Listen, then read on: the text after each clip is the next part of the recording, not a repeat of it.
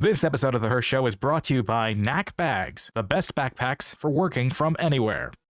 From the Empty the Bench Podcast Network, straight out of New York City, it's time for The Hirsh Show.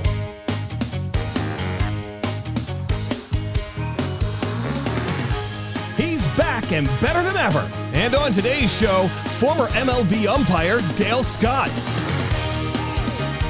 With your host, Kyle Hirshon.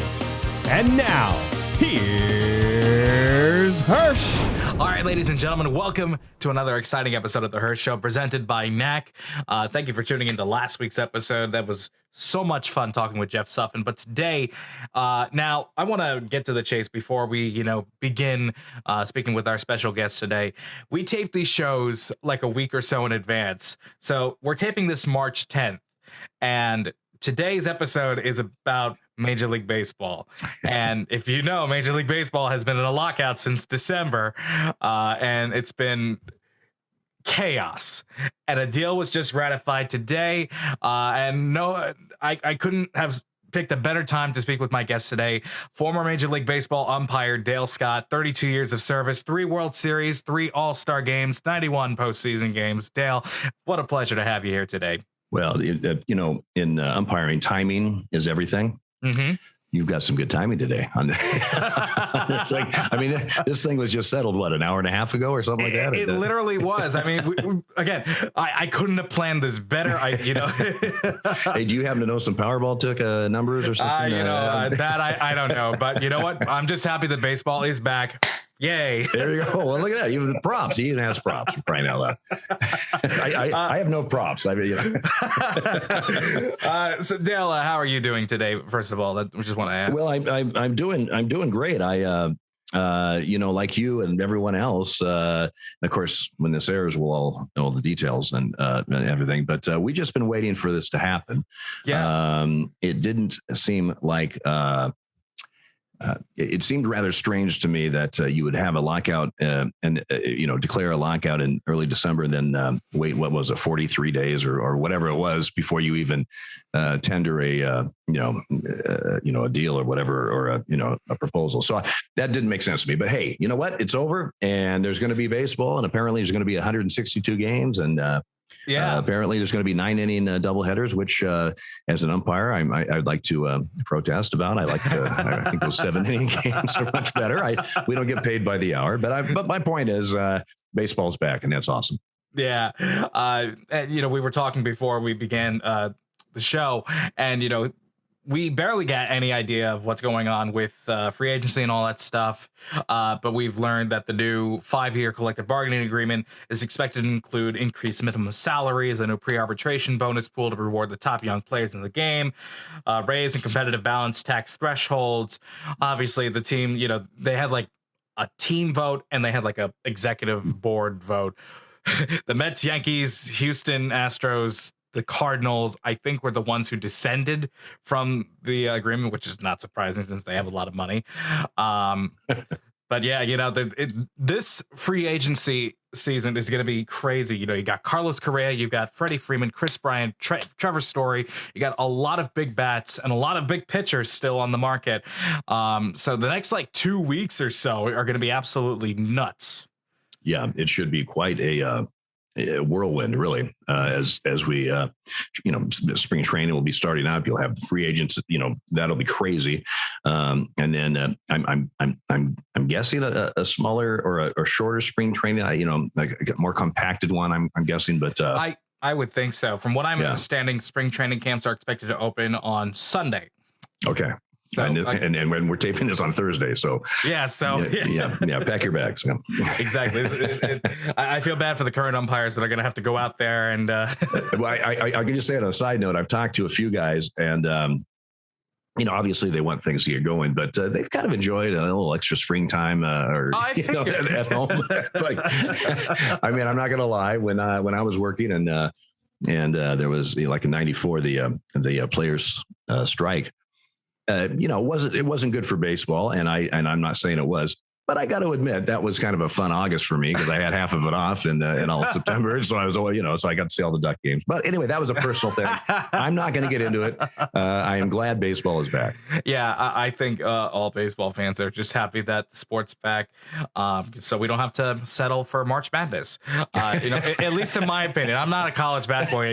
You're a Ducks fan, so I'm sure. March Madness will not be maddening this year for the Ducks. Right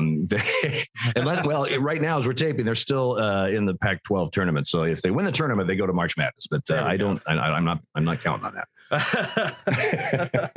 So, Dale, this is a big year for sports. A lot of people, are exiting the game. You had Joe West retire after more than 5,000 plus games. Now with, of course, the lockout ending.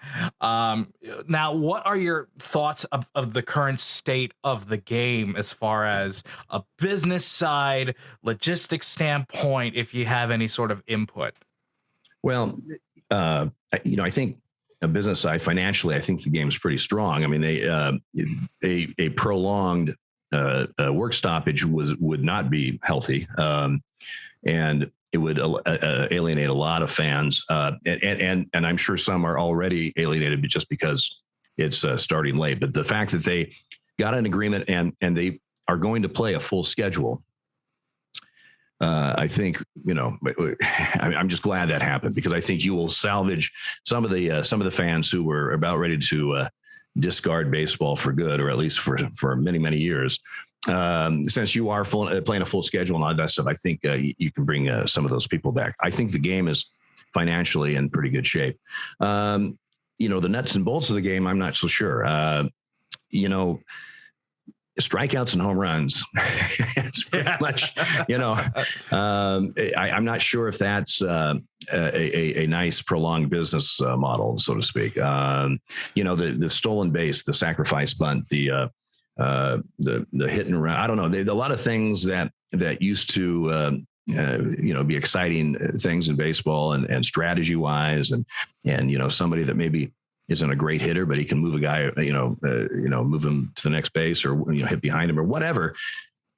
A lot of that just seems to be kind of lost because, by God, we want to know, how many home runs he's hit and what is it, the velocity or the launch angle and all that. The launch angle. Yeah. And all this, and I mean, I don't want to sound like some old, by God, when we played baseball, it was the best ever. But I do worry about the game, and now again, I believe they're banning shifts now this year, or they're going to have some kind of a rule for shifts, which I think makes sense. I do know as an umpire, I'd like to see what that rule, how it's written. Just because I'm curious on how it's enforced and funny thing, Kyle, up until, I don't know, maybe 15 years ago, the rules committee would meet every year. There was never an umpire on the rules committee. You had executives, you had managers, you had ex-players, but there was never an umpire. And so you would get these rule changes or even just proposals. And it's like, on the outside looking in, I'd be reading something. I go, okay, well, how are you going to enforce this? I mean, it's great to say, wow, we should have a rule that does this, okay, well, we're the guys got to enforce it. So now exactly what are you trying to do? How do you want us to enforce it? And that's, immediately that's the thing I think about this, banning shifts. What does that mean? How is that written up? I'm very curious just as an umpire on that kind of thing. So you look at the game a little bit differently when you're the one that's officiating it. Right, it's everybody can have ideas. Oh, we should do all this, but when you come down to how's the enforcement? Well, it's like laws. I mean, you can have all kinds of laws, but are they enforceable? And are they going to be enforced? And how are you going to do it? And all that kind of stuff. So that'll be interesting to see as that goes forward. But I think the game does need,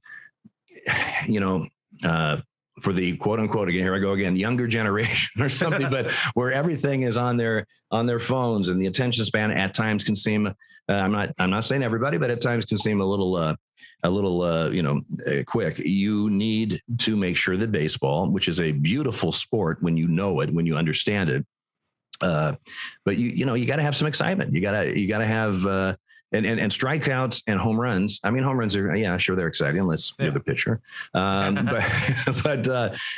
But you need action, and players need action. I mean, how many times have you seen a pitcher that's struggling and he's not throwing strikes? So of course the hitters aren't going to swing, and of course umpires, you want to call strikes, but he's not hitting the zone, and everybody's on their heels, and it's boring, and that's not a good game. Now, a guy that's around the zone, what does that do? Well, it makes my job a lot easier because that means the guys are swinging the bat. When they're swinging the bat, I don't have to make a decision, and the ball's being put in play, and infielders are running around, and people are running around, and that causes some excitement. So I'm just hoping that we can find, the pendulum has gone a lot to the side of home runs and strikeouts. So I think if we can bring that back a little bit, maybe this shift change or banning shifts will help. And let's see. But baseball needs a little, a little shot of excitement.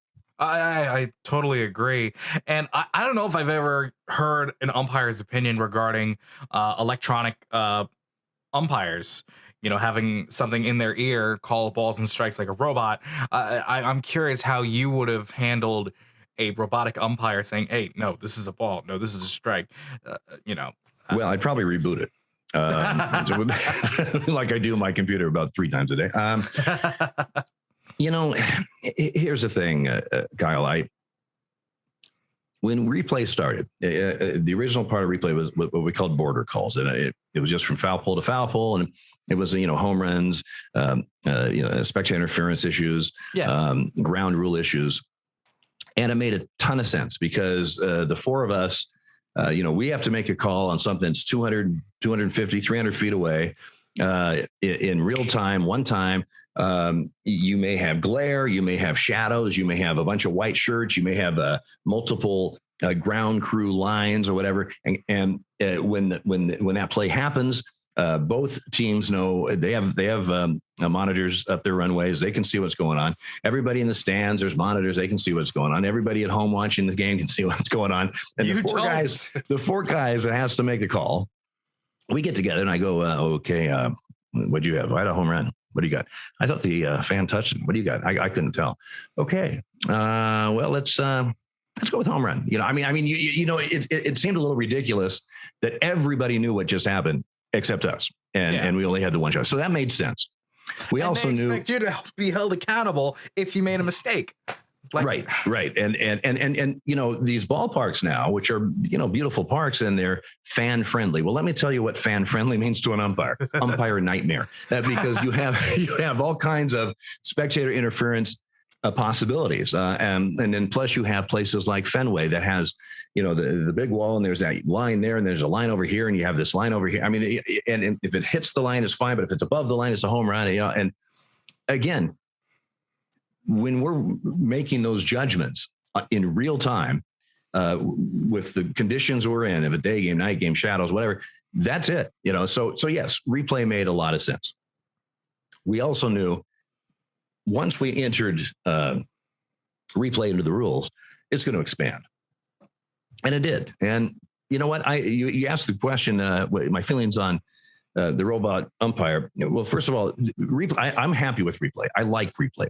I understand that replay is correcting mistakes. I understand that when we didn't have replay and I called a guy out that should have been safe, that was the tying run in the 9th inning, that all the story about that game every 20 minutes on ESPN is going to be about me screwing up a call. And it's going to roll and roll and roll. And you'll think I screwed up a call 70,000 times, and it's the same call.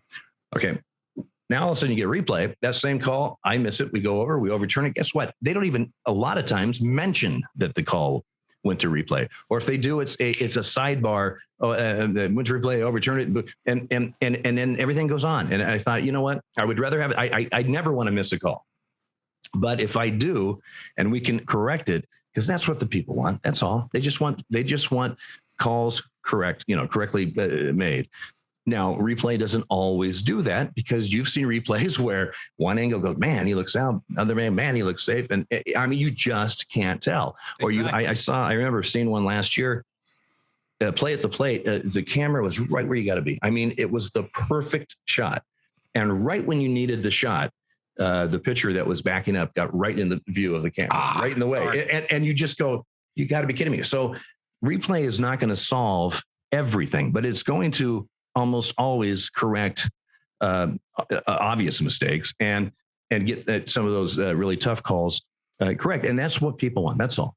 Now we move to the strike zone and calling pitches, which is one of the most difficult things you can do as a sports official. It just is. I mean, you have a three-dimensional, area that changes with every hitter, the high-low, and can change with every pitch because your strike zone is determined when you're about to, swing at the ball. Well, if you're down to bunt and you take the pitch, your strike zone is different than if you're swinging full. So the strike zone it can vary high-low, pitch by pitch at times. Right. Then you have, these pitchers that throw heat, these balls are dropping off the plate. They're very good at what they do. So it's a very difficult thing to do. And everybody says, well, you can't miss a pitch. You have to be 100%. You cannot miss a pitch. Okay. Well, that's our goal. Every time we go out there, that's our goal.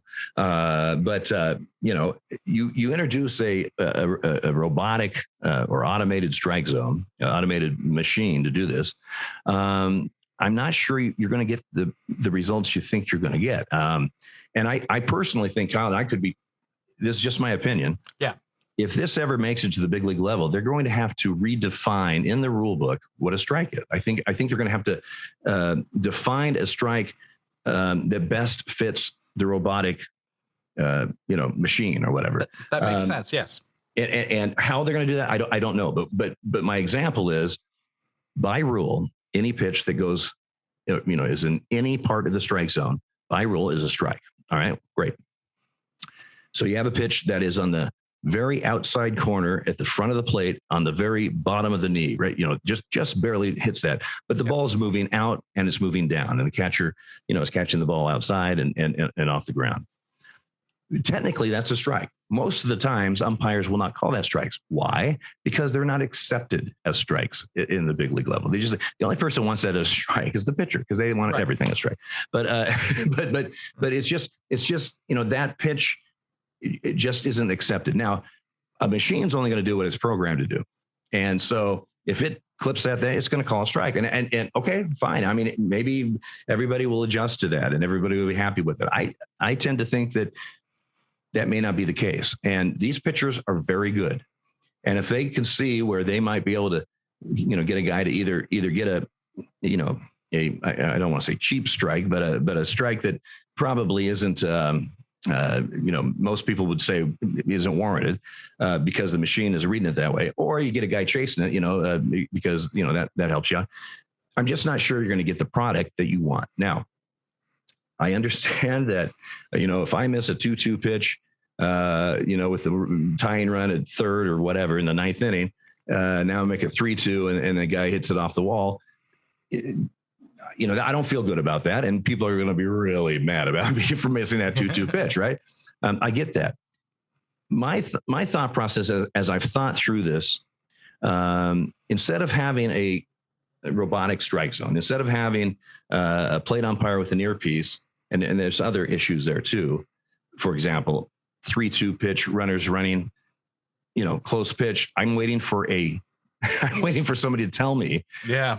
If it's a ball, there's no play. The guys are running as a 3-2 pitch. But guess what? If it's a strike, if there's that slight delay, is the catcher going to just throw it down anyway? Or, is the base umpire going to make a call and then look and see if it was a strike? There's a lot of variables into this game that I'm not sure if they've thought of or they're going to have to think about. But if the more I think about this, Kyle, and it's been up, it's been talked about for quite a bit recently. I think maybe I'm leaning toward a challenge system. A manager can challenge X amount of pitches a game, or maybe he can challenge, one pitch in the first 3 innings, and then, or after the 6th inning, he can challenge 2 pitches or whatever. I don't know how it would work out, but you still have the umpire calling pitches. And then if you really think, I think he missed that, and that's a key pitch, then we challenge it and we go to replay. Now, will that take time? Yes, of course it will. All this is going to sacrifice the way we play the game now. It just does. I mean, that's just the way it is. If you want this, let's make it something that we can all live with. I think maybe that's the best way to go. I don't have all the answers, and they certainly haven't been calling me for suggestions. So I'm just throwing that out there. I mean, honestly, since I live close to an Atlantic League team, that's where they're doing all the practicing for the testing and all that stuff with the moving forward, the mound, which I don't get, the bigger bases, and of course the robot umpires. And there was one instance where a pitch was ruled a ball, but should have been a strike. And out comes Wally Backman, the manager for the Long Island Ducks, going on his tirade and gets tossed. So I'm thinking, okay, the robot was supposed to sort of fix that, but no, of course there are so many bugs that need to be fixed with it. Take a hint, Eric Burns. Well, another thing though, I'm just thinking from, as an umpire, if I'm the plate umpire with an earpiece and, 200 pitches a game and 175 of them, I've been doing the earpiece, and then the 176 one, there's some kind of glitch and they say, you got to call it. Because they're the standby umpire, right? I mean, if somehow the machine doesn't pick it up for whatever reason, you got to call it. That means that I'm going to be focusing on every pitch like I'm calling them, but I'm not calling them. Some people may think, well, that's no big deal. No, it is kind of a big deal. Yeah. And you've obviously never umpired if you think it's no big deal. Well, actually, everybody umpires because they want to. Of course, they know exactly what the call is from the couch. So exactly, they can do the motions and all that stuff. So I just a lot of things that I'm not sure. I'm not saying that they haven't thought out. Well, I guess I am saying that, but there's just a lot of things going on there that are involved with umpiring, and I'm just not sure making it a video game is the way to do it. And to take it a step further. And I do that when I talk to groups and that kind of stuff. I kind of throw out an absurd, example. But okay, for example, bases loaded, 1 out, ground ball to the shortstop. I mean, a perfect double play ball. They're going to get out of this inning, and it goes right between his legs. Do we go, well, after further review, he usually makes that call. We'll give him 2 outs. I mean, right? I mean, we don't do that. Okay. The guy screwed up. He made a mistake. It happens. Because why does it happen? Because we're human. So you want a human game played by humans, but you want it officiated by a computer. So there will be 0 mistakes ever. You can never, ever, ever have anything wrong. That's not reality in my opinion, I mean, God forbid that happened in '86 with Bill Buckner. That would have set Land into a frenzy. Well, yes, there would be. After further review, Bill usually makes that play. I mean, there's just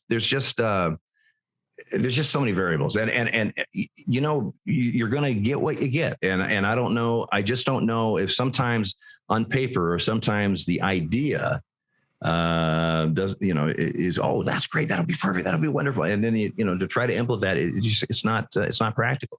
No, I mean I was, ever since they started with getting rid of the 4-pitch intentional walk, that's still my biggest pet peeve. I hated when they got rid of it, because I mean the best example I could give with why they should have kept the 4-pitch intentional walk, Miguel Cabrera against the Orioles. A bad pitch got in front of the zone. He hit it, and I think the Marlins ended up taking the lead and winning the game. Out of an intentional pitch. It's so rare that something does get off kilter on the, when you're intentionally walking a guy. But it does, or it can happen sometimes. Yes. Sometimes you have that. He got it a little too close and the guy hits it. Sometimes you got it too far and it's, to the backstop and somebody scores or whatever. Yeah, I mean, there are so many different variables in this game that that's why I think baseball is just the greatest sport in the world. Well, I mean, and you're right. Like, when I started umpiring it when I was 15, and every day until I they carried me off the field in a stretcher. you never know what's going to happen when you walk on the field. You have zero idea what might take place in the next few hours. I mean, it's the same game. It's the same rules that you had the night before. But tonight you may have a perfect game. Yeah. Or you may have a 13-12 after 2 innings, or you may have 2 triple plays, which happened to be in Boston one night. Wow. And by the way, they were Gary Gaetti told me both times they're going to turn to triple play, and the very next pitch he turned to triple play. Insane. But I mean, you just don't know what's going to happen. You might have a hitter that, hits 5 home runs. I mean, you just don't know. And so that's the beauty of sports. And that's the beauty of baseball, is that even though we're playing by the same rules that we played yesterday, and we'll have the same rules tomorrow, in this series, you just really don't have a clue. And as an umpire, I have to be ready for anything. I have to be ready for, whatever may happen, both physically, like, diving catches or whatever, but also, rule wise, I have to understand and call obstruction if I have that, or interference, or something like that. So it's just a beautiful thing, a very challenging thing as an umpire, but one that when you walk off the field, you may have everybody screaming and yelling and want to, hang you up. But if you're honest with yourself, you can walk off the field and say, you know what, I did a good job today. That was a really tough game to work, but I did a good job. Or you could have a real smooth game and no one says a word, but you walk off and you say, you know what, I wasn't as good as I could have been. There was a pitch here and there's a pitch here, but it didn't matter in the course of the game. So there's not a lot of brouhaha, so you have to, as an umpire, you have to be very honest with yourself. Yeah. I mean, you were talking about, when you got started with Major League Baseball, of course, things were different back then in the 80s. I mean, of course, you had AL and NL umpires, and then, of course, 99 mass resignation, and then kind of merged into one. You were in the American League. Correct. Right. Okay. Yeah. So, I mean, you've seen a lot of things. You've seen a lot of historic moments. You were there for Justin Verlander's 2 no-hitters. You called one, and I think you were, first base? Yeah, I was on the bases for his 2 no-hitters, and the one no-hitter in Detroit, the series before. Well, Ron Kulpa was behind the plate. Yes. The plate job he had right before that was in Oakland, with Schilling and oh yeah, and he lost, I believe, a perfect game in the 9th inning. It may have been just a no-hitter in the 9th inning, but either way. We literally, I believe, if memory serves, and of course I've had concussions, so I may be wrong, but it's my catchphrase now. Maybe not. But no, but I believe that I think there was 2 outs in the 9th, and then he lost it. And Ron was, as a plate umpire, when I've had 1 no-hitter behind the plate. I mean, it was, it's kind of exciting, whatever. So. Ron he had never had one. He was disappointed that it didn't happen. Just not that he was cheating for somebody, but it just didn't happen. Where you're an out away, and you thought maybe you're going to work a no game or a no hitter or a perfect game. His very next plate job, he has a no hitter. He works a no hitter. So again, you never know what's going to happen. Yeah, I mean, I think honestly the greatest example of something like that would be Jim Joyce and Galarraga, the perfect game in Detroit that should have happened but didn't happen. I mean, I just felt horrible for Joyce. That is beyond an umpire's nightmare. And that's almost a script that a Hollywood agent wouldn't. That'll never happen. What, 27th out and the pitcher's covering and he misses I mean, come on. When would that happen? Well, it happened. And it was a nightmare for Jimmy. And it's really that was a catalyst. They were getting ready and thinking about it, but that was a catalyst to get replay, extend replay. But that's a great example also of where replay would have corrected an obvious mistake. Don Denkinger in Game 6 of the '85 World Series, that play at first. I mean, Don Denkinger, like Jimmy. I mean, Don has a resume. I mean, the man I think he should be in the Hall of Fame as an umpire. Big games. He worked big games his whole career. He was behind the plate in the 1-game playoff in '78 with Boston and the Yankees.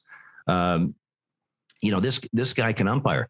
he's remembered for basically one play in the World Series, and I get that. That's an occupational hazard as an umpire. Yes. You can have 100 great calls. You have one that you miss. By God, that's the one we're going to talk about. That's just the way it works. But my point is, Jimmy, a great guy. That same play, if it had happened to a younger umpire, a rookie, or even just been in the league a few years, it could ruin a career. I mean, because the guy's confidence would just blow up. I mean, it's a tough thing to respond, to rebound from.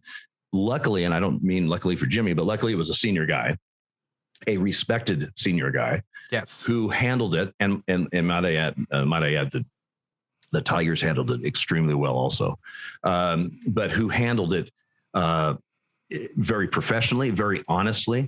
I mean, when you saw him at the press conference after the game, and I've talked to Jimmy numerous times about this,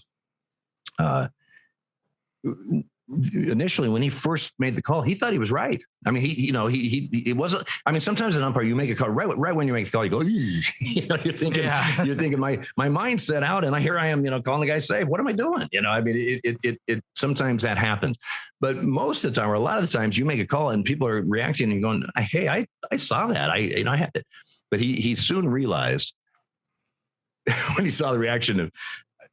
I mean, he soon realized, he goes, in his mind, I thought I got that right, but this reaction right here is not your reaction to oh, that's close. I don't know, Jimmy. It was a reaction of, what are you doing? I mean, it was that type of thing. And it's when he got off the field right after that, and he asked his partners, did I kick that play first? And they all went, yeah, I think he did. And he felt horrible. He felt horrible. And, he handled it so well. And I think that's where the fans, like you said, you felt bad for him.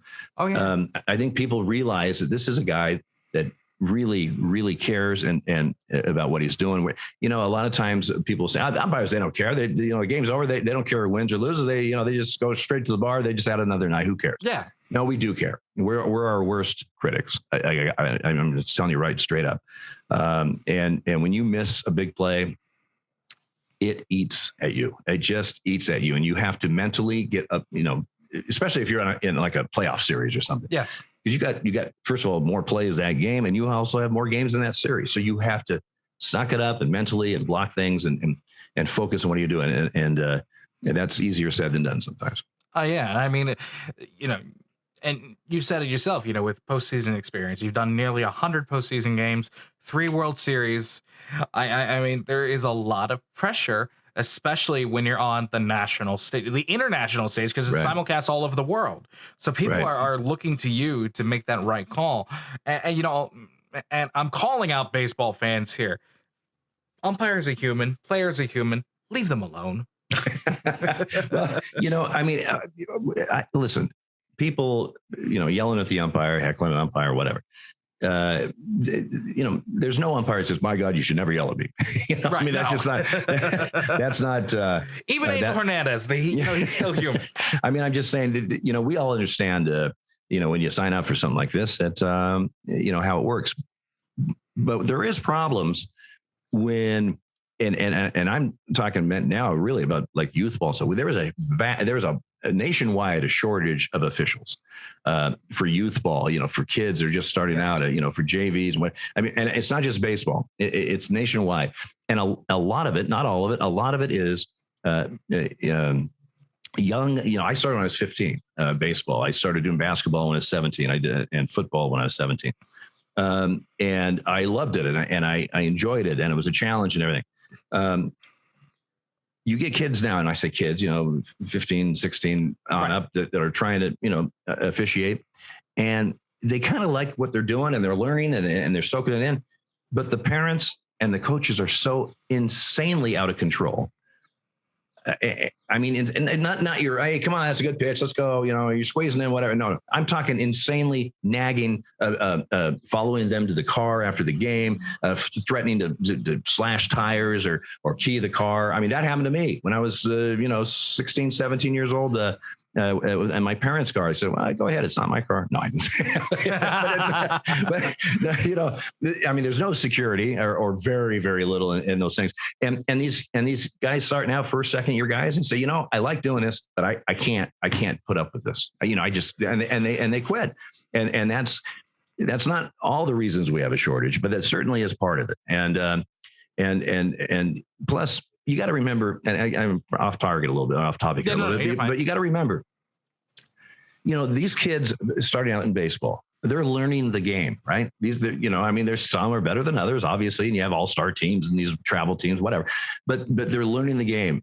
Well, so a lot of times are those umpires. You know, you don't get college D1 umpires for travel ball. Okay, I mean, it's very rare that you're going to get somebody. I mean, people expect some umpire to be perfect when he's also learning the game. He's learning to umpire. That's the kind of games they work when you're learning to umpire. Are the ones that the kids are learning also. So cut them a little slack, please. I mean, goodness gracious. I mean, it's insane. Just seeing all, you know, I mean, there are tons of examples of where parents are just, I don't even understand, you know, these kids aren't even paid they're not even paid like lunch money to play these games, you know. And quite honestly, and I remember, you know, way back when I was doing, although the parents weren't nearly as bad in the way things are now. But some evaluation stuff I did a couple of the summers ago before COVID, and at these travel tournaments outside of Indianapolis, where you have 90 fields or something. It's insane, right? But you know, I heard umpires that work there, and you know, sometimes the kids out on the field are going, God, I wish he would shut up. You know, maybe it's not his parent or whatever, but I'm just saying they're embarrassed. They're embarrassed when some of these parents are just raving on about something. You know, it's like, just calm down. You know, let the kids play a little bit. Let them learn the game. Let the umpires umpire. You know, they're going to make mistakes. Just, you know, I mean, it really is. I don't know. It makes me insane. Yeah, it's like I wish, you know, people would say to the parents, it's like, okay, you're not expecting this kid to be the number 1 overall draft pick. And, you know, if they get like $1 million contract, do they expect to give it to them? I mean, right. I mean, just take it in for what it is. Enjoy the moment and watch your son or daughter learn the game. And some are going to excel at it and be really good. A lot of them are going to have fun doing it, but they're not going to be, you know, I mean, the vast majority aren't going to be in the big leagues or anything. So just calm down, you know? Yeah, absolutely. All right. So we're going to take a quick break. When we come back, we're going to talk about the life and career of Dale Scott as a major league umpire and a new book that's going to be coming out very soon this spring. Coming out right there. There it is right there. It's called The Umpire Is Out. We'll take a quick break for our sponsor, NAC, and we'll return with Mr. Dale Scott. Hey everyone, it's Hirsch. I want to take a few moments of your time to talk about today's sponsor, NAC. If you're like me, I'm constantly on the move, whether it's for business, leisure, or any sort of thing. And because of that, I need to carry my electronics with me. I have a laptop, I have a tablet, of course I've got my cell phone, but I want to tell you about our sponsor, NAC. They have created this beautifully designed bag. And you know what's really cool about these is that there's no need to choose between style and functionality. These bags are designed for professionals in mind with function, convenience. It doesn't make you look like a student, so that's really nice. With this patented design, NAC is the first backpack that expands. I mean, look at this.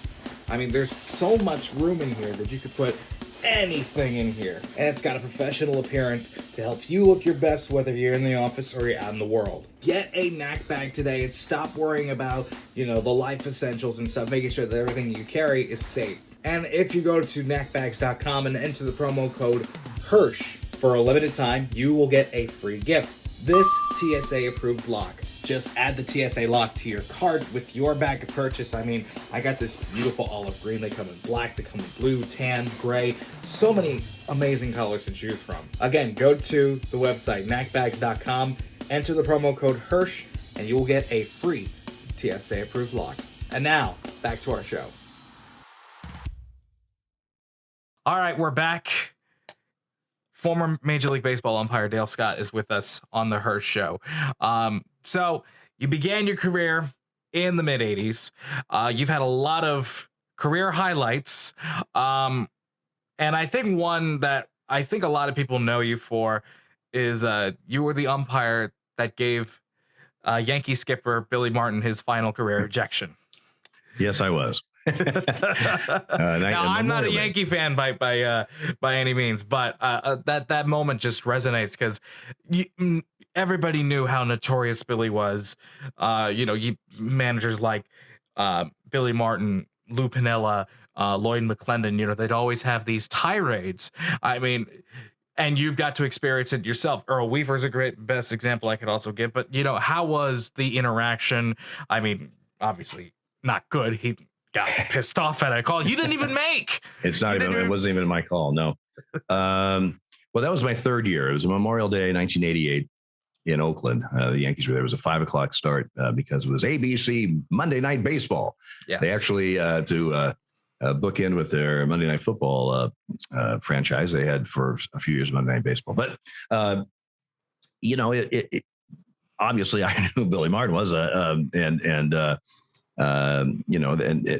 when, as a young umpire, my third year, I mean, your first about 5 years, but more specifically, your first 2 or 3, you're going to get a lot thrown at you because they want to see what you're made of, frankly. Yes. They want to see how you react. They want to see, you come to the big leagues, you could have a stellar minor league career and have done very well, but you come to the big leagues with zero credibility. Mm-hmm. You have to earn that with the players and managers and frankly with the media and the fans too. And so you understand that, you get that. And I write in the book, I write a couple chapters about Billy, but, in that whole situation and managers in general. You learn, like, your first couple of years and you have a play that, really isn't that close. It's a close play, but it's not right. It's not that. Yes. And you're going to hear something, or you have a pitch. I mean, and I sort of you'll call a strike right down the middle and that ball's high and you go, come on. I mean, I know that I'm new. But give me a little credit here. I mean, it's not like the first pitch I've ever seen. I mean, it's not, so you had to kind of decipher as a young umpire. Are they yelling at because they really believe that you missed the play, or are they yelling because it's you and trying to, and you had to try to, decipher that a little bit. But, with Billy, he was, I was at first base. Rick Reed was at second. There was nobody out. First hitter of the bottom of the third was actually Walt Weiss, played for Oakland. And, he hit a shot to Bobby Meacham at second base. Well, the question was, did he catch the ball or not? It was right on the ground, right near the ground. Rick had no catch. From my angle, quite frankly, I couldn't tell one way or the other. In other words, the play stands as far as I'm concerned. I had nothing to say that he did catch it or didn't catch it. It just was there. Rick had it. I'm going to back him up on it because I have nothing different. And so as Billy comes running out, to argue, he from the first base dugout, of course, he runs by me and he said, "You saw him catch it." I said, "No, Billy, he trapped it."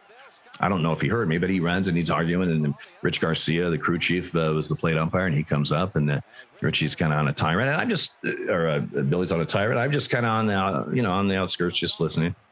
And suddenly he just turns to me and he goes, "You saw him catch the ball?" And I said, "No, Billy, he trapped it." And he said, "You're full of blankety blank blah blah." Yeah. And when you personalize it, you are full of. Or he could have said, "That's full of blah blah blah," and that's fine. But he said, once I personalize it, and that's just your textbook ejection. So, so I eject him, and he didn't like that, and so he started to try to kick dirt on me. Well, this was a 5:00 start. They had watered down the infield to keep the dust down, and it was still kind of damp a little bit. And he couldn't get any dirt to fly off his foot. And at one time he just nicked my knee with his. It was not intentional, but he just nicked my knee with his foot. So I'm pointing down. I said, "Billy, you just kicked me, Billy. You just kicked me." And he's telling me all kinds of stuff. And so he can't. A couple kicks, he can't get any dirt. So he just bends down and picks up 2 handfuls and just does a chest pass. Boom, dirt right onto my chest. Jeez. And, of course, he's already ejected there anyway. And Richie finally was able to, kind of escort him off the field. And so he was suspended 3 days. He had an incident like 2 weeks before with Tim Welke in Texas when he threw dirt on him or kicked dirt on him. And so he was suspended for 3 days, and he came back, and he was, kind of a model citizen for a couple of weeks or whatever. And then we actually had him, or the Yankees, in Detroit. And after, I believe, the first game, maybe the second game of the series, I'm not sure about that, but they fired him. Steinbrenner fired him. So from when I ejected him till he got fired, no one else ejected him. And so I was the last guy to throw Billy out. He never managed again. A couple of years, year and a half later, he died in that car accident. So yeah. So that was it. But I write in the book also, and there was a death threat on my life, or a threat on my life that I didn't know about. This is when you didn't have email or anything. It was actually physically a letter sent to the American League office. I didn't know about it. They switched me on the note said, if Dale Scott comes to New York, he's leaving in a body bag. And I felt that was rather rude, but of course they didn't tell me that. The league didn't. They just said the next time we were going to New York, they said, you're going to switch with Rocky Road. You're going to go up to Toronto. And that's not unusual. Sometimes a guy, maybe he, for whatever reason, he had to be in New York or whatever. Right. So I didn't think anything about it. I didn't find out till much later that why that change was made. And it was a strange, feeling that could have happened. I just thought it was rough. Well, then a few years later, several years later, after Billy had passed away, there was a book written. And in this book was this guy was talking about how Billy Martin wanted to put a contract out on my life. Now, again, I can't verify it. Nobody can. Billy's not around. I don't know if this is true or not. But, then I was thinking about the death threat that I had. And I thought, man, that maybe there was more to this than who knows? I mean, who knows? So that, I talk about that in the book, and it's something a little kind of heady for a third-year umpire to try to, digest. Yeah. I mean, from a fan standpoint, seeing an ejection, I mean, I've been, I don't know if the right word's fortunate. I've been fortunate to only have seen one ejection as a fan.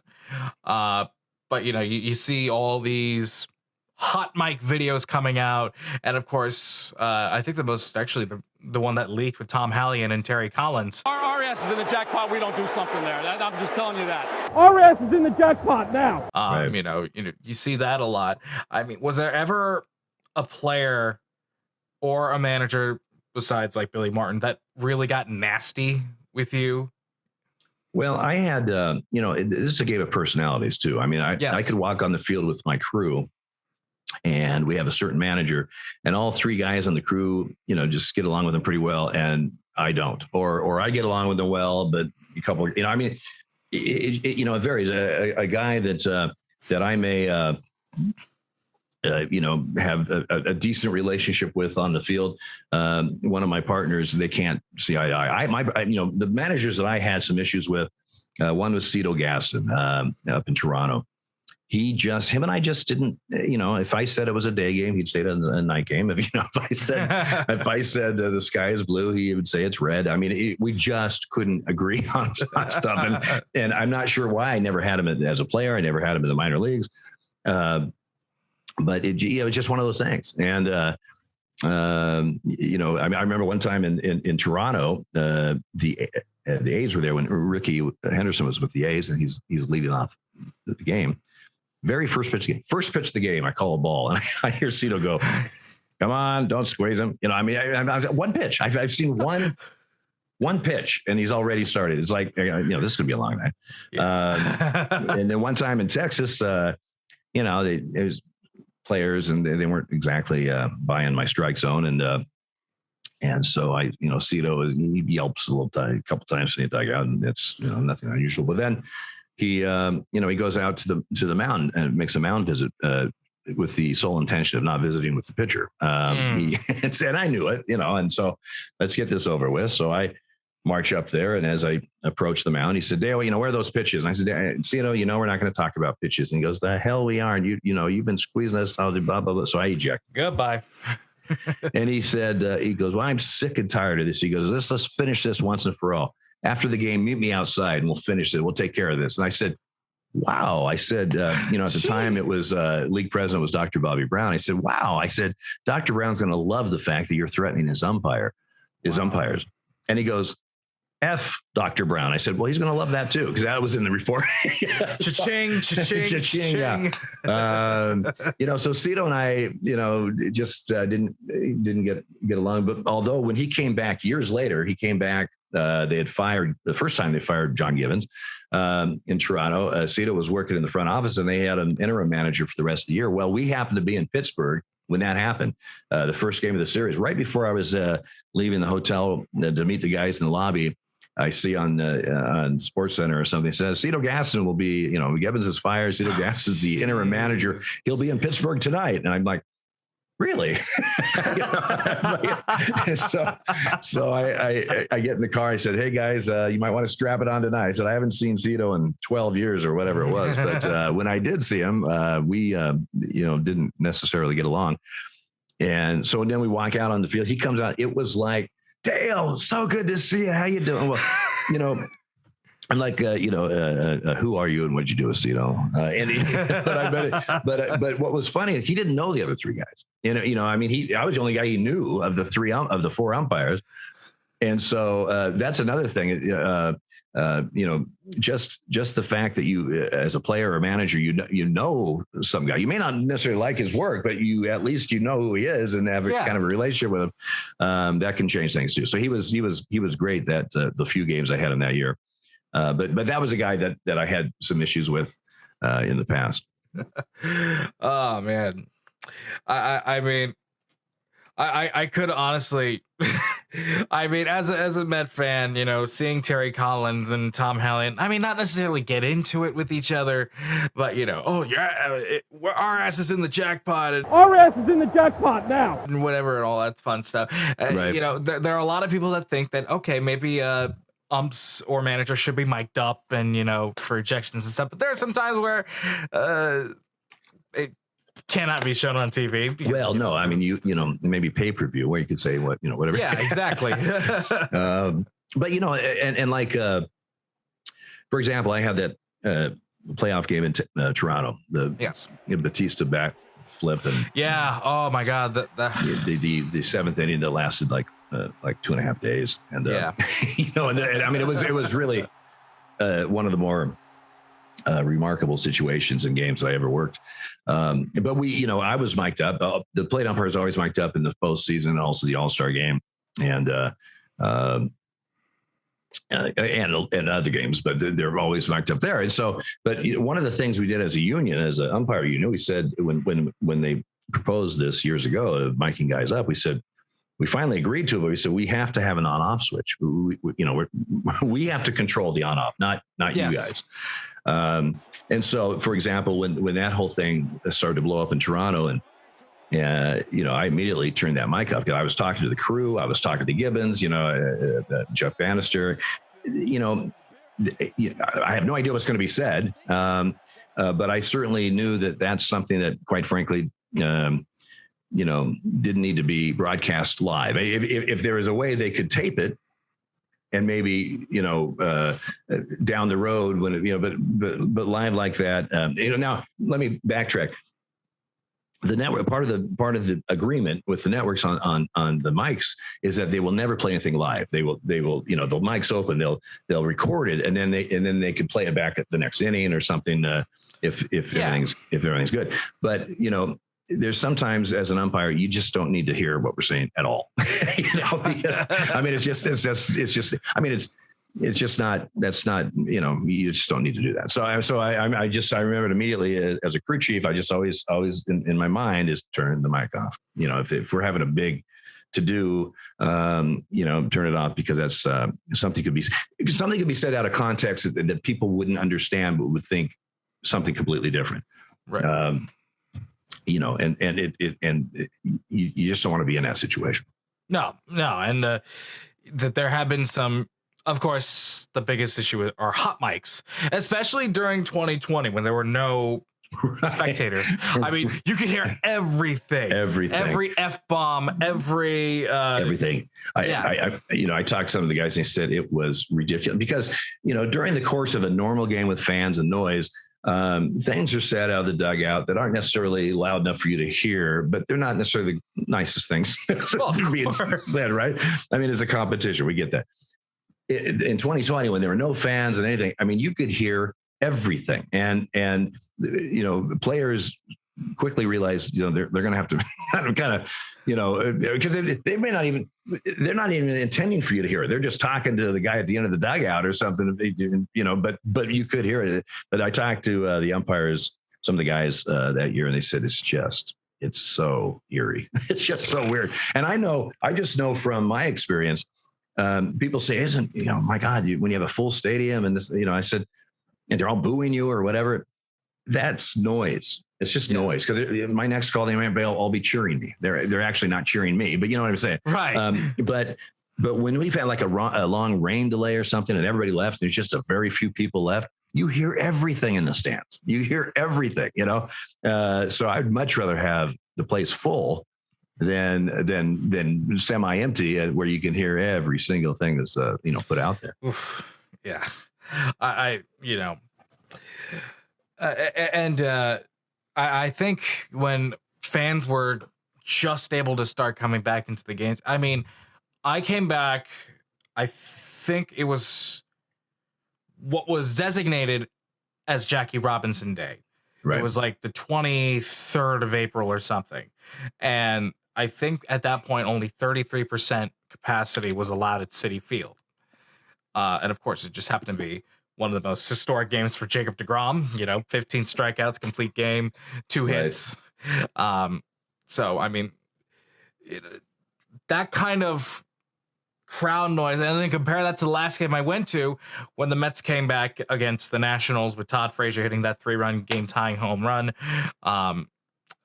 Compare that to 2021 at the very beginning. It just felt so bizarre. Yeah. And, and just broaden that out a little bit. I remember, watching the NFL or watching, college games. It's just with no crowd. It just was stupid. I mean, I understand it, but it was just, you just didn't have, and they're piping in the noise and stuff. They're trying to do something, but it just, you just were so thankful that we could finally get back. I'm glad we're pretty much past that point at this. Right. So I want to talk about the book. The Umpire Is Out, Calling the Game and Living My True Self. So this is a very interesting book. It's coming out May 1st, if I'm correct, right? Yes, although the shipment is a lot earlier than, people that pre-ordered like on Amazon and other places, they're getting their books this week. I've got a few friends already got their books. So technically the publication date was May 1. But I think you probably get it really a lot sooner than that, actually. We'll put a link out in the description so you can purchase the book yourself. Yeah, there you go. And you're talking about, of course, your career, and of course, you're talking about the challenge of hiding your true identity.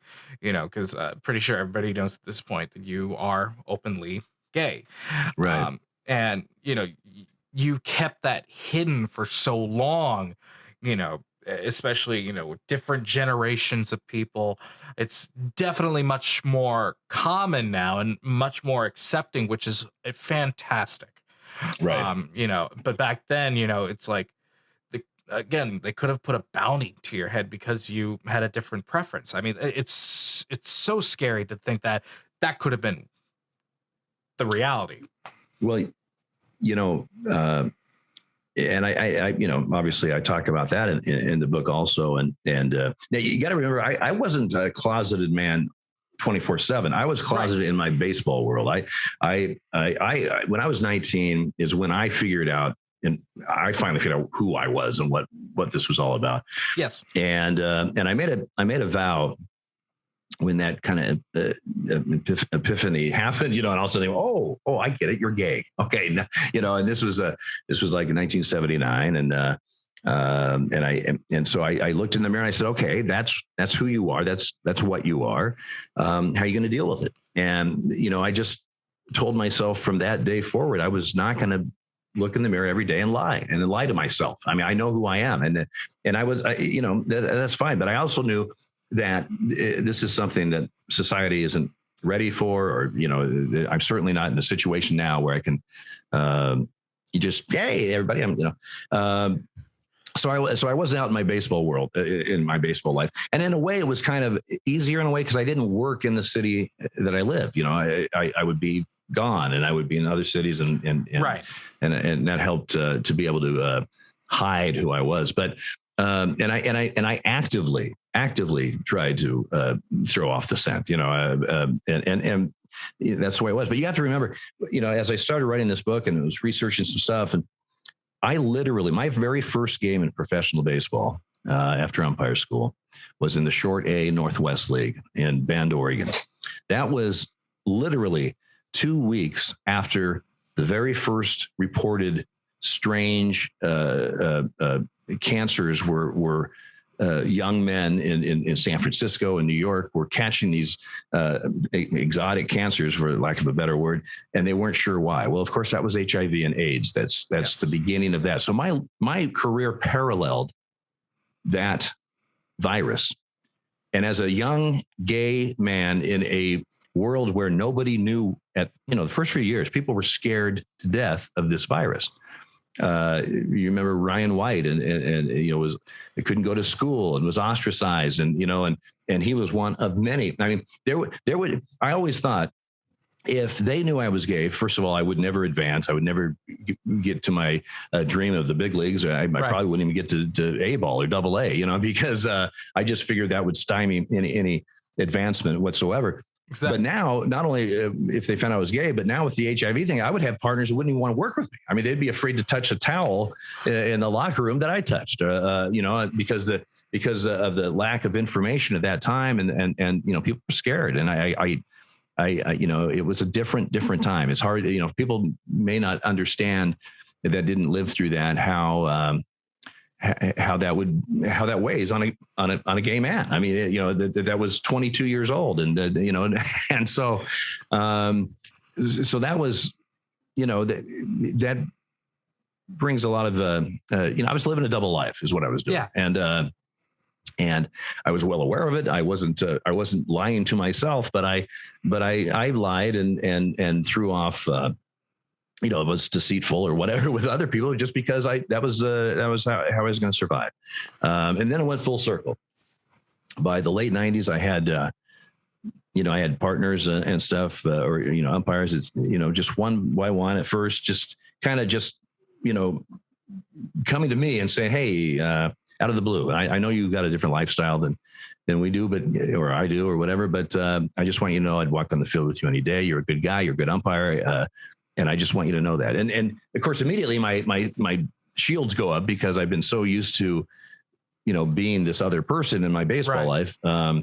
But, in the back of my mind, I'm going, well, a couple things. One, obviously, I'm not as good of an actor as I thought I was, because they've all figured this out. And but then again, if you're for the last 15 years, you're going with your roommate to, Australia. It's like, I got an idea that's not your roommate. I'm just asking that, it doesn't take a brain surgeon, but anyway, but it also started, that was the beginning of me starting to let my defenses down a little bit. And so when I came out publicly in 2014, this was not a surprise to the umpire staff. This was not a surprise to the executives at that time, Park Avenue and Major League Baseball. The people signed my checks. They knew. They all knew. In fact, when Mike, my husband now, at the time, we've been together since 1986. We were registered domestic partners in the state of Oregon. And if you did that, then he could go on my insurance and get some of the things that married people, spouses could get, which was a big deal. I mean, that saved a lot of money and that kind of stuff. And so the league knew, and the umpires knew, but who didn't know? The teams didn't know, the fans didn't know, the media didn't know. And that was, as the first active male official in the Big Five sports to come out, it was kind of a big deal for about a day and a half. So that was about it. But you've done quite a bit of work being a pioneer for people, for LGBTQ plus people throughout the country. You've been inducted to, I believe it is I forget the name of the Hall of Fame. The Gay and Lesbian Hall of Fame. Yeah, the Gay and Lesbian Hall of Fame. And I think I was actually, before we met up today, I was looking at some old stuff, and I happened to notice that there was somebody who wrote out to say, hey, I'm wanting to become an official, but I didn't want to, tell anybody that I was, gay, whatever. And I thought, that story is just, it's so inspiring to those who are, if you're not right, to those who are watching, if you're not ready to come out, don't feel you have to. But if you feel like you're ready, do what you need to do. Well, Kyle, coming out is a very personal decision. Absolutely. And there's many factors why someone may not, family pressures, religious pressures, work pressures. It's one of those things that once you say it, you can't bring it back. You can't say, you can't. I'm gay, and I have people freak out and go, just kidding. It's like saying I'm pregnant. I mean, you better be pregnant. It's a big deal. Yeah. And so, that's a very personal decision, but I'm never going to say you should come out. You have to come out. You need to make that decision. The only time I think someone should be outed is when someone's in a position as a elected official or somebody in a big position that is passing or advocating horrible anti-gay, anti-equality laws or regulations or whatever. Absolutely. And they're gay. It just doesn't make sense. That hypocritical thing, those people should be outed immediately because they are actively trying to hurt our community when they're part of it. And so that to me is beyond unconscionable. But I think the story you're talking about, there was a high school senior in the LA area after I'd come out. He had emailed me, and he was he umpired baseball. He wanted to be a major league umpire, and he was gay, but he wasn't out. And he wrote me and he said, now I know that if I don't make it to the big leagues, it's because I don't have the skills, not because of who I am. That right there encapsulates the entire thing. That to me, it's like the old Seinfeld. That's gold, Jerry, gold. I mean, that's just that right there. And that's somebody that took the time to contact me. How many people I'll never hear from, right? That I'll never know, heard my story and it helped them in some way. I don't know, but I got so many emails saying, I'm a step closer to getting out of that closet door because of your courage or with what you've done. I'm not there yet, or I'm going to, or whatever. It just gave people some, here's a guy, at the time I'd 3 World Series and all this stuff, and he's gay. It's okay. It's okay. Yeah. So that's part of the reason I wrote the book. Is to be able to share that story and hope, it would have been great when I started out umpiring when I was 15 and realizing who I was, to have seen a major college umpire or a major league umpire who was out. It's of course a much different time. I get that, but that would have been, that would have been a great thing for me to say, hey, look at he's able to do it. I'm able to do that too if I've got the skills. So that's another reason why I wrote the book, is I'm hoping and I'm, if it can help one person to manage this obstacle course called life as a gay person, it's well worth it. Absolutely. And to those who want to get the book, you definitely should get it wherever you can buy books. The Umpire Is Out, Calling the Game and Living My True Self. Dale Scott with Rob Neyer, and foreword by Billy Bean. Billy Bean. Now that, we're getting closer to having a full baseball season, I'll bring out the prop again. Ow, I burned myself. we have paramedics. We have a burn victim. We have the fire on standby. Would somebody get that extinguisher, please? Yeah, right.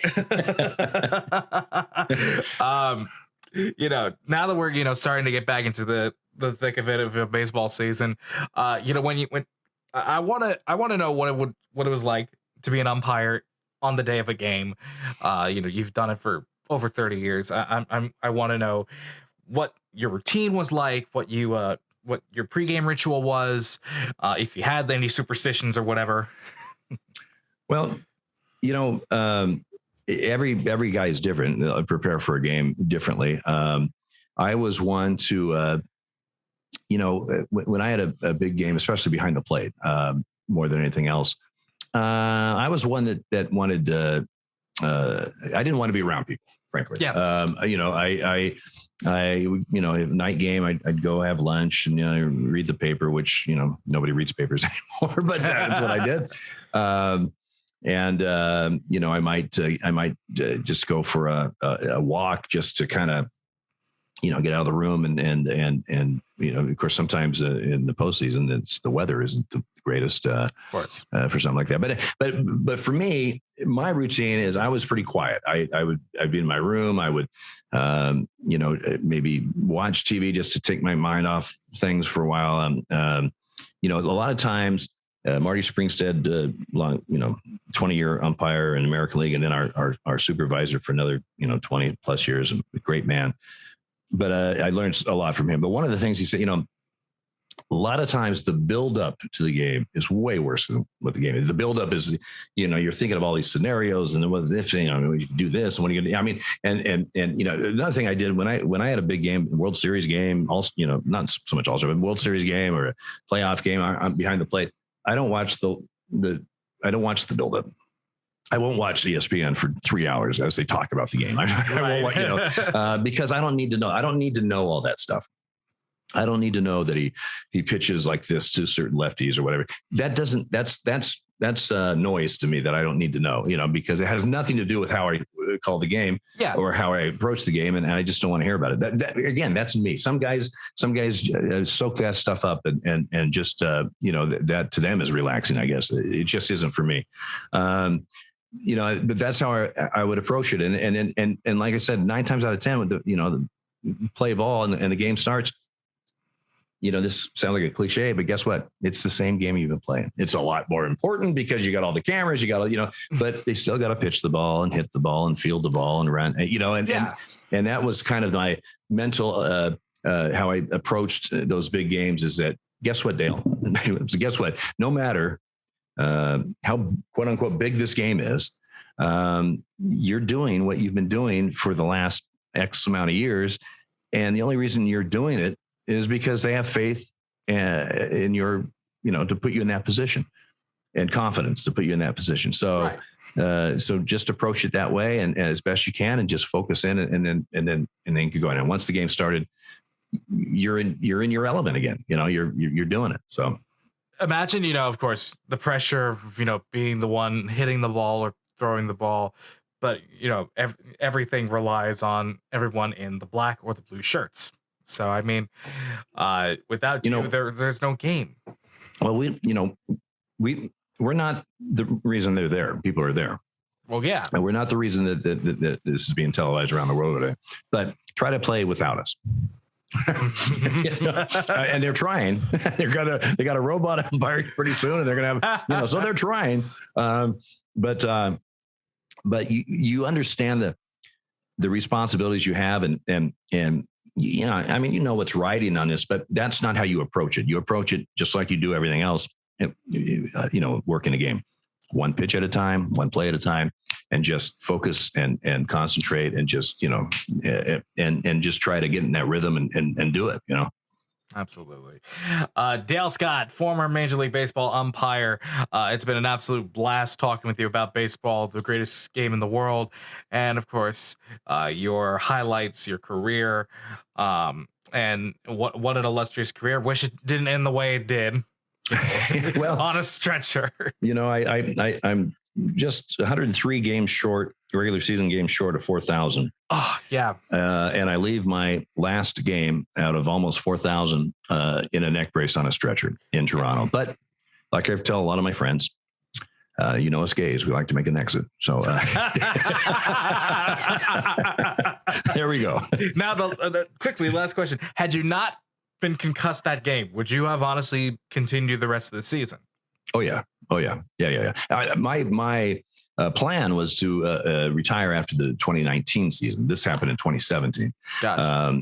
Early in 2017. But I was going to go that season, 17, and then two more, 18, 19. That would have.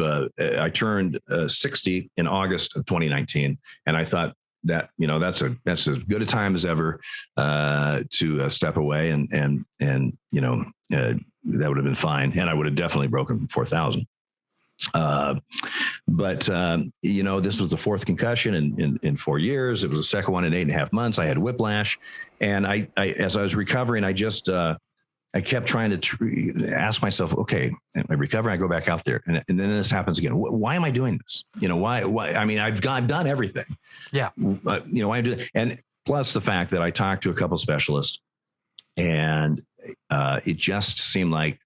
It seemed like I was on house money and I was going to walk away from the table. That's what it seemed like. It was like, I've taken these shots. Everything's penciling out good medically, but you never know down the road because there's always that, possibility. And there's a lot of things they don't know yet about head blows and concussions, but this seems like a sign to tell me that maybe it's time to go. Maybe. Again, it was such a pleasure talking with you today. We'll see you guys again next week for another episode of the Hirsh Show. I'm Kyle Hirsh, your host. Thank you to our sponsor, NAC, for sponsoring this episode. And of course, Empty the Bench Podcast Network. And of course, Nick Morganson, who is our producer. He was supposed to be here with me today. Unfortunately, he's unwell. So feel better, Nick. Hope you feel better, Nick. Yes. We'll see you guys next week. Have a good day. Thanks, Kyle.